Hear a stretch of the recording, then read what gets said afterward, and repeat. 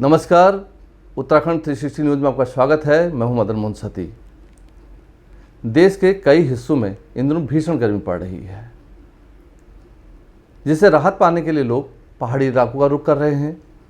लेकिन उत्तराखंड में 86 पारा चढ़ा हुआ है, जिससे बाहर से आने वाले लोग भी झुलस रहे हैं। आखिर ये 86 पारा है क्या? दरअसल 2 दिन पहले तीरथ सिंह रावत को अचानक दिल्ली बुला लिया गया। उन्हें दिल्ली क्यों बुलाया गया, इस बात को लेकर सियासी सुगबुगाहट भी तेज हो गई। कोई बताने लगा कि शायद तीरथ सिंह रावत बदले जा रहे हैं, कोई बताने लगा कि शायद बीजेपी आला कमान उनसे खुश नहीं है। लेकिन खबर इतनी मात्र नहीं है।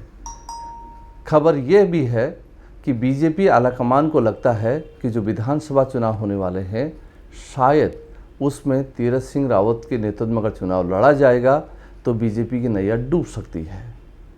तो ऐसे में कैसे इस परेशानी से वो बाहर निकले पार्टी, इसके उपायों पर विचार किया जा रहा है।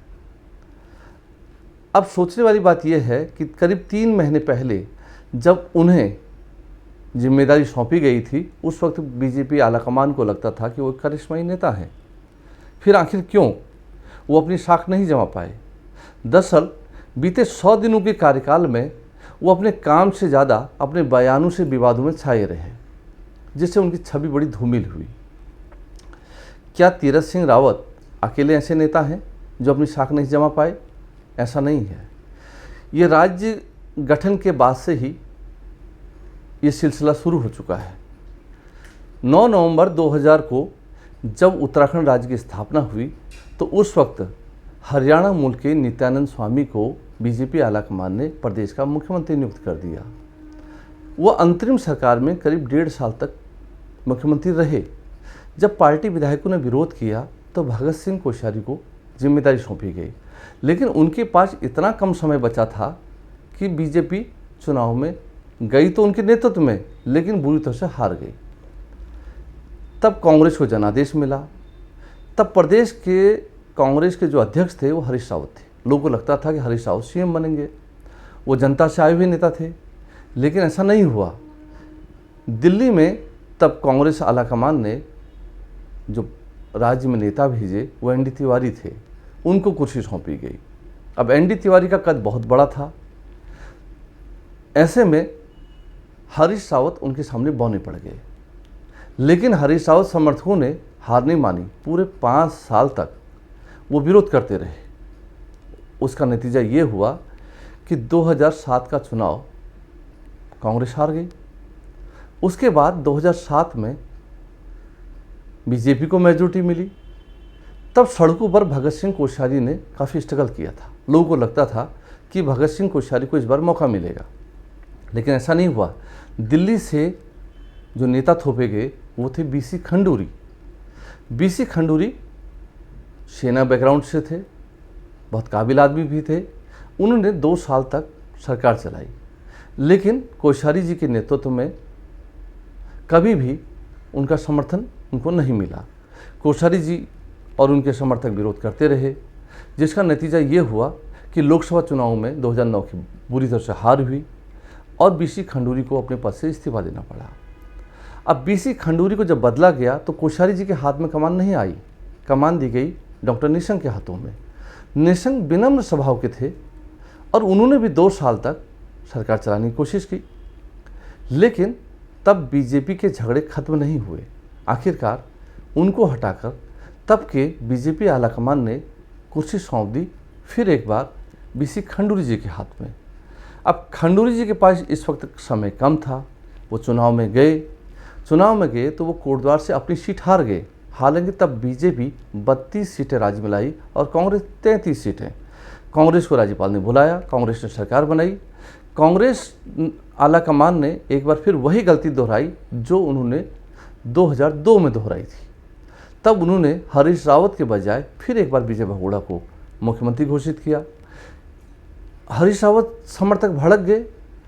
एक बार ऐसा लगने लगा था कि विजय बहुगुणा सदन का सामना नहीं कर पाएंगे, लेकिन मनोबल हुआ। हरीश रावत ने कुछ शर्तें रखी जिन्हें पार्टी ने माना और विजय बहुगुणा करीब 2 साल तक सत्ता में रहे, लेकिन केदारनाथ आपदा में उन्हें कुर्सी छोड़नी पड़ी।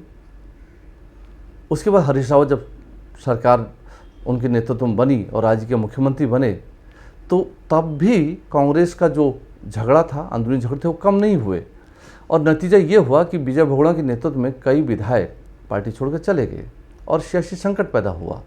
हालांकि हरीश रावत ने सदन में बहुमत सिद्ध किया और वो मुख्यमंत्री रहे। 2017 में चुनाव हुआ, तब बीजेपी के अपोजिशन लीडर और प्रदेश अध्यक्ष अजय भट्ट थे। उन्होंने प्रदेश में काफ़ी मेहनत भी की थी। बीजेपी 56 सीटें लेकर आई, लेकिन अजय भट्ट रानीखेत से चुनाव हार गए, यानी कि वो कुर्सी की दौड़ से बाहर हो गए। हुआ ये कि त्रिवेंद्र सिंह के हाथ लॉटरी लग गई। त्रिवेंद्र सिंह ने 4 साल तक सरकार चलाई, लेकिन वो पहले दिन से लेकर जब तक वो अपनी कुर्सी पर रहे, जनता के बीच कोई मैसेज नहीं छोड़ पाए। उनकी ऐसी छवि नहीं बनी कि जिसमें वो कोई पैंठ बना पाते। तो बीजेपी आलाकमान को लगा कि त्रिवेंद्र सिंह के नेतृत्व में चुनाव जीत पाना संभव नहीं होगा। ऐसे समय में तीरथ सिंह रावत को कुर्सी दी गई।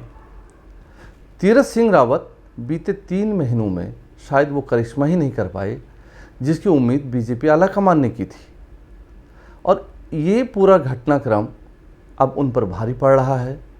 अचानक रामनगर में पार्टी की एक बैठक थी और उस मंथन से वो मंथन पूरा होने के बाद देहरादून जाने वाले थे। उन्हें अपने कार्यक्रम रद्द करने पड़े और दिल्ली के गलियारों में वो इधर से उधर भटक रहे हैं और इसी के साथ कई कयास भी लगाए जा रहे हैं। लेकिन यहाँ ये भी समझना ज़रूरी होगा कि उत्तराखंड के भाग्य में आखिर ऐसा क्यों है, क्यों आखिर जनता से जो नेता यानी जनता की जो नब्ज है उसको पार्टियां समझने की कोशिश नहीं करती हैं, क्यों दिल्ली से नेता थोपा जाता है। नेता जनता के बीच से क्यों नहीं चुना जाता है, विधायकों के बीच से क्यों नहीं चुना जाता है, यानी कि नेता वहीं के लोगों के बीच से चुना जाए, तभी वो वहाँ के जनमुद्दों को समझ पाएगा, तभी उसकी पैंठ बन पाएगी, तभी राजनीतिक दल अपना मंसूबा पूरा कर पाएंगे, तभी सुशासन हो पाएगा। जब तक दिल्ली से नेता चुने जाएंगे तब तक नेता बदलते रहेंगे। आज मेरा विश्लेषण इतना ही है, आगे एक दूसरे मुद्दे पर मैं विश्लेषण करूंगा।